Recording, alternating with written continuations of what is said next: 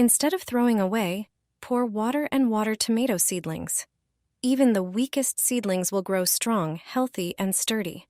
All you need is a fertilizer that you can make at any time. It accelerates the growth of tomato seedlings. It strengthens the roots. Just apply it 2 or 3 times every 10 days, for watering but also as a spray. It contains appropriate amino acids, minerals, vitamins, and bacteria. To make it, take ordinary bread. Various bread leftovers, whether fresh or dried, will be suitable. Prepare any jar with a capacity of about 1 liter. Crumble the bread and put it into the jar. Fill the jar with bread to half its volume. Pour water over it. You can use rainwater. Add 1 teaspoon of sugar. Sugar accelerates fermentation. Cover the jar and set it aside in a warm place for 2 days. After this time, prepare a container with a sieve and strain the bread. Dilute the obtained liquid by pouring 3 liters of water. Add 3 tablespoons of milk.